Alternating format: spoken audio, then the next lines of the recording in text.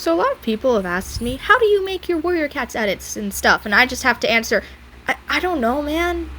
I just do. So I recorded myself making my most recent edit, and I was just kind of gonna do this video and be like, you know what? I shall say how I kind of do. First of all, I need to get an audio, obviously. If I want to make an edit, I need to have an idea for it.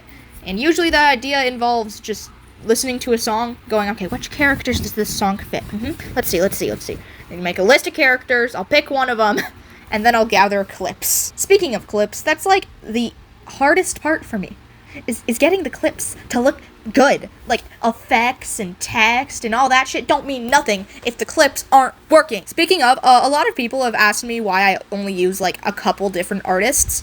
And it's quite simple, because I can get permission to use their art in my edits, or it's in their descriptions that it can be used. For example, I use Peppermint Moss for this edit. On that note, I've seen a lot of edits that will just use artists' work that have said, I don't want my stuff used in edits. And it is not that hard to look in descriptions to see if it says it can be used in edits or not. It's not that hard.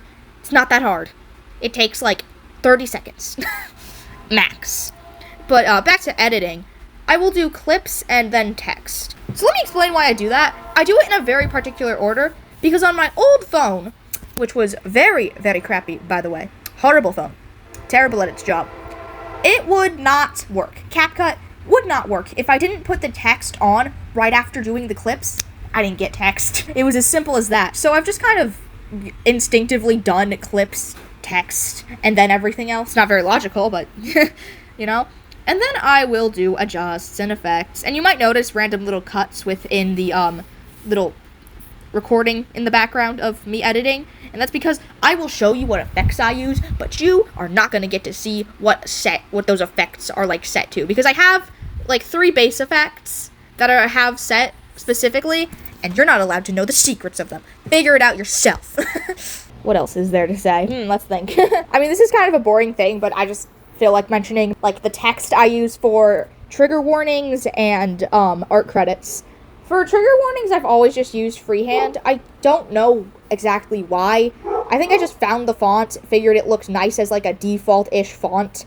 It does look a little silly though, so it's kind of a stark contrast that it's the trigger warning text. And as the artist credit text, I should say, it just works, you know? Because it's kind of like an artsy font. Speaking of, I will usually like have the visibility of the credit at 75%. It's kind of just a number that I arbitrarily pick. Rarely I'll do like 50 if it's like a really, you know, dark, if the clips are like dark enough so that the white is like popping out, I'll like go down to 50. You know, I also use 15 fonts, so that's a little random thing. I don't really have anything else to say. It's just so many people have been like, how do you do your edits? I'm just like, okay, you know what? Here's the only explanation you get to have. I'm sick of repeating myself. So yeah, thank you for watching. Why did I even set this as a premiere? I'm sure y'all are asking at the premiere. Scheduling. That's another random question I've received a lot. Why do you always set everything as premiere? Scheduling.